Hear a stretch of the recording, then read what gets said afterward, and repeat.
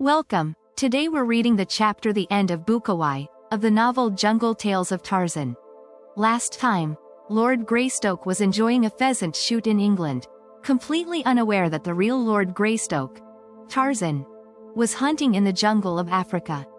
Meanwhile, Tarzan learns of a child's kidnapping by the cruel witch Dr. BUKAWAI and rushes to save the boy, Thibaut, from being devoured by hyenas. In a suspenseful confrontation, Tarzan rescues Thibaut just as the hyenas break through their makeshift barrier, and he leads the boy back to his grateful mother, while BUKAWAI escapes in fear. When Tarzan of the Apes was still but a boy, he had learned, among other things, to fashion pliant ropes of fibrous jungle grass. Strong and tough were the ropes of Tarzan, the little Tarmangani. Tublat, his foster father, would have told you this much and more. Had you tempted him with a handful of fat caterpillars, he even might have sufficiently unbended to narrate to you a few stories of the many indignities which Tarzan had heaped upon him by means of his hated rope. But then Tublat always worked himself into such a frightful rage when he devoted any considerable thought either to the rope or to Tarzan, that it might not have proved comfortable for you to have remained close enough to him to hear what he had to say. So often had that snake-like noose settled unexpectedly over Tublat's head. So often had he been jerked ridiculously and painfully from his feet when he was least looking for such an occurrence, that there is little wonder he found scant space in his savage heart for love of his white-skinned foster-child, or the inventions thereof. There had been other times, too, when Tublat had swung helplessly in mid-air, the noose tightening about his neck, death staring him in the face, and little Tarzan dancing upon a nearby limb, taunting him and making unseemly grimaces. Then there had been another occasion in which the rope had figured prominently. An occasion, and the only one connected with the rope, which Tublat recalled with pleasure. Tarzan, as active in brain as he was in body, was always inventing new ways in which to play. It was through the medium of play that he learned much during his childhood. This day he learned something, and that he did not lose his life in the learning of it was a matter of great surprise to Tarzan, and the fly in the ointment to Tublat. The man-child had, in throwing his noose at a playmate in a tree above him, caught a projecting branch instead. When he tried to shake it loose, it but drew the tighter. Then Tarzan started to climb the rope to remove it from the branch. When he was part way up, a frolicsome playmate seized that part of the rope which lay upon the ground and ran off with it as far as he could go. When Tarzan screamed at him to desist, the young ape released the rope a little and then drew it tight again. The result was to impart a swinging motion to Tarzan's body, which the ape boy suddenly realized was a new and pleasurable form of play. He urged the ape to continue until Tarzan was swinging to and fro as far as the short length of rope would permit, but the distance was not great enough. And, too, he was not far enough above the ground to give the necessary thrills which add so greatly to the pastimes of the young. So he clambered to the branch where the noose was caught, and after removing it carried the rope far aloft and out upon a long and powerful branch. Here he again made it fast, and taking the loose end in his hand clambered quickly down among the branches as far as the rope would permit him to go. Then he swung out upon the end of it, his lithe young body turning and twisting, a human bob upon a pendulum of grass, 30 feet above the grass, 30 feet above the ground. Ah, how delectable! This was indeed a new play of the first magnitude. Tarzan was entranced. Soon he discovered that by wriggling his body in just the right way at the proper time he could diminish or accelerate his oscillation. And, being a boy, he chose, naturally, to accelerate. Presently he was swinging far and wide, while below him the apes of the tribe of Kerchak looked on in mild amaze. Had it been you or I swinging there at the end of that grass rope, the thing which presently happened would not have happened, for we could not have hung on so long as to have made it possible, but Tarzan was quite as much at home swinging by his hands as he was standing upon his feet, or at least almost. At any rate he felt no fatigue, long after the time that an ordinary mortal would have been numb with the strain of the physical exertion, and this was his undoing. Tublat was watching him, as were others of the tribe. Of all the creatures of the wild, there was none Tublat so cordially hated as he did this hideous, hairless, white-skinned caricature of an ape. But for Tarzan's nimbleness, and the zealous watchfulness of savage Kala's mother-love, Tublat would long since have rid himself of this stain upon his family escutcheon. So long had it been since Tarzan became a member of the tribe, that Tublat had forgotten the circumstances surrounding the entrance of the jungle waif into his family, with the result that he now imagined that Tarzan was his own offspring, adding greatly to his chagrin. Wide and far swung Tarzan of the Apes, until at last, as he reached the highest point of the arc, the rope, which rapidly had frayed on the rough bark of the tree limb, parted suddenly. The watching apes saw the smooth brown body shoot outward and down, plummet-like. Tublat leaped high in the air, emitting what in a human being would have been an exclamation of delight. This would be the end of Tarzan and most of Tublat's troubles. From now on he could lead his life in peace and security. Tarzan fell quite 40 feet, alighting on his back in a thick bush. Kala was the first to reach his side. Ferocious, hideous, loving Kala. She had seen the life crushed from her own balu in just such a fall years before. Was she to lose this one too in the same way? Tarzan was lying quite still when she found him, embedded deeply in the bush. It took Kala several minutes to disentangle him and drag him forth, but he was not killed. He was not even badly injured. The bush had broken the force of the fall. A cut upon the back of his head showed where he had struck the tough stem of the shrub and explained his unconsciousness. In a few minutes he was as active as ever. Tublat was furious. In his rage he snapped at a fellow ape without first discovering the identity of his victim, and was badly mauled for his ill temper, having chosen to vent his spite upon a husky and belligerent young bull in the full prime of his vigor. But Tarzan had learned something new. He had learned that continued friction would wear through the strands of his rope, though it was many years before this knowledge did more for him than merely to keep him from swinging too long at a time, or too far above the ground at the end of his rope. The day came, however, when the very thing that had once all but killed him proved the means of saving his life. He was no longer a child, but a mighty jungle male. There was none now to watch over him solicitously, nor did he need such. Kala was dead. Dead, too, was Tublat, and though with Kala passed the one creature that ever really had loved him, there were still many who hated him after Tublat departed unto the arms of his fathers. It was not that he was more cruel or more savage than they that they hated him, for though he was both cruel and savage as were the beasts his fellows, yet too was he often tender, which they never were. No, the thing which brought Tarzan most into disrepute with those who did not like him was the possession and practice of a characteristic which they had not and could not understand, the human sense of humor. In Tarzan it was a trifle broad, perhaps, manifesting itself in rough and painful practical jokes upon his friends and cruel baiting of his enemies. But to neither of these did he owe the enmity of BUKAWAI, the witch doctor, who dwelt in the cave between the two hills far to the north of the village of Mbonga, the chief. BUKAWAI was jealous of Tarzan, and BUKAWAI it was who came near proving the undoing of the ape-man. For months BUKAWAI had nursed his hatred while revenge seemed remote indeed, since Tarzan of the Apes frequented another part of the jungle, miles away from the lair of BUKAWAI. Only once had the Black Witch Doctor seen the Devil God, as he was most often called among the blacks, and upon that occasion Tarzan had robbed him of a fat fee, at the same time putting the lie in the mouth of BUKAWAI, and making his medicine seem poor medicine. All this BUKAWAI never could forgive, though it seemed unlikely that the opportunity would come to be revenged. Yet it did come, and quite unexpectedly. Tarzan was hunting far to the north. He had wandered away from the tribe, as he did more and more often as he approached maturity, to hunt alone for a few days. As a child he had enjoyed romping and playing with the young apes, his companions.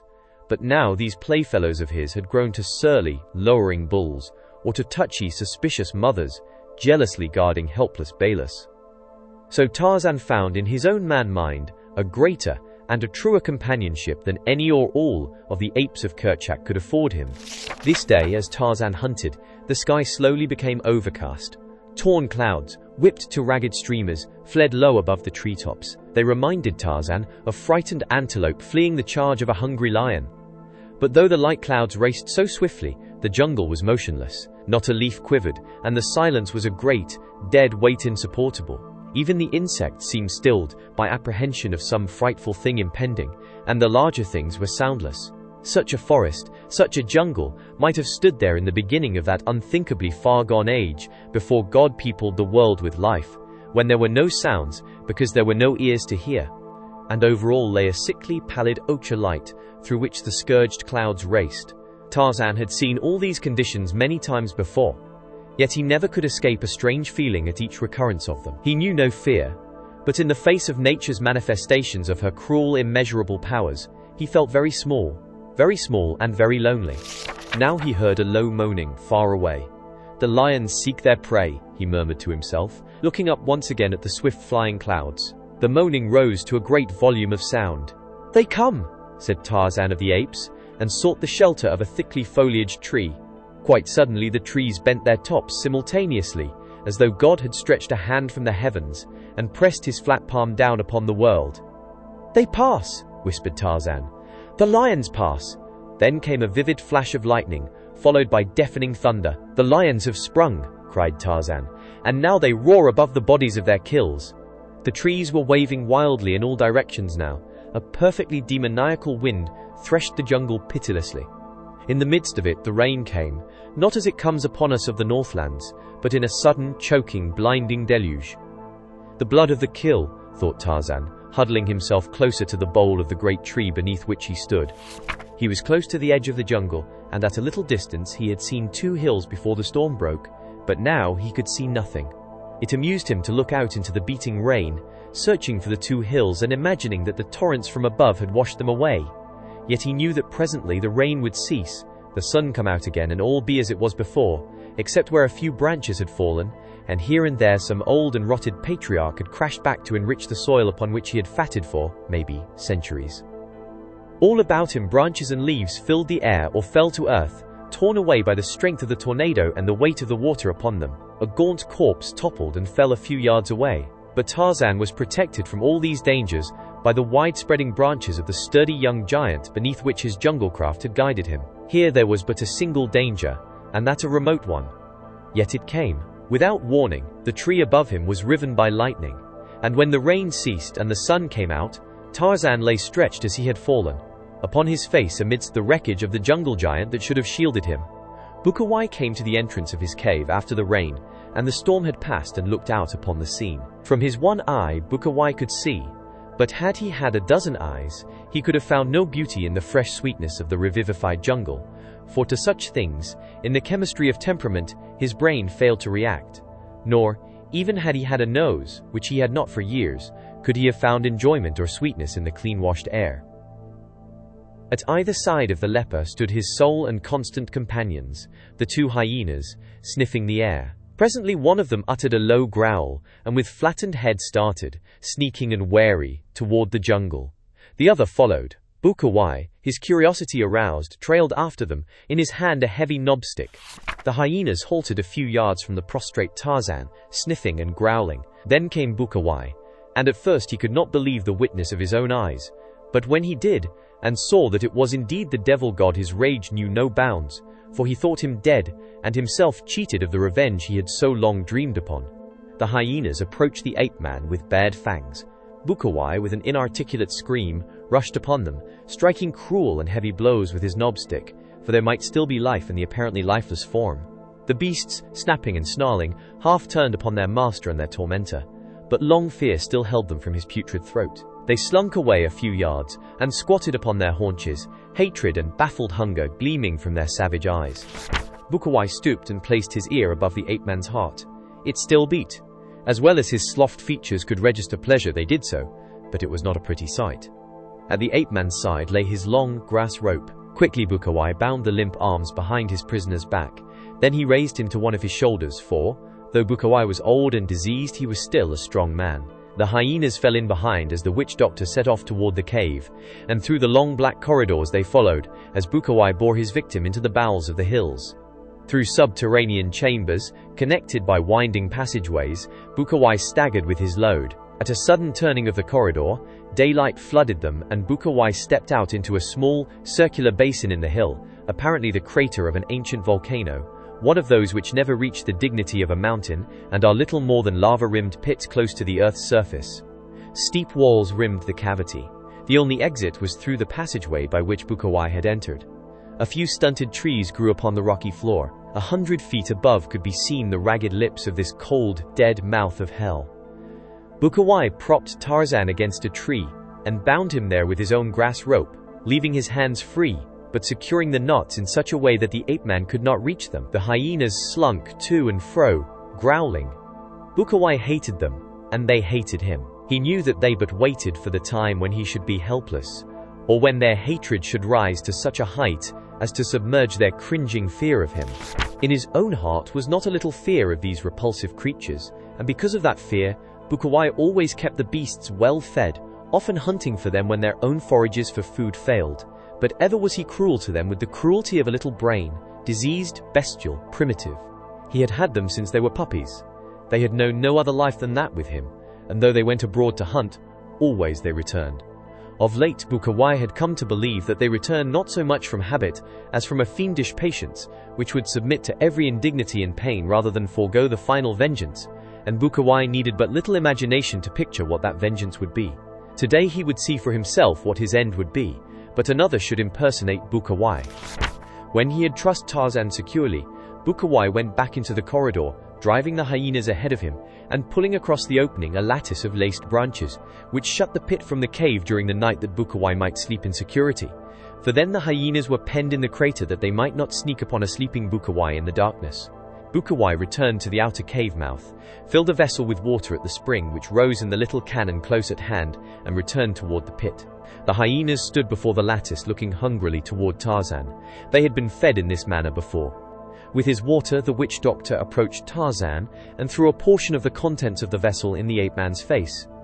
There was fluttering of the eyelids, and at the second application, Tarzan opened his eyes and looked about. "Devil God!" cried BUKAWAI. "I am the great witch doctor. My medicine is strong. Yours is weak.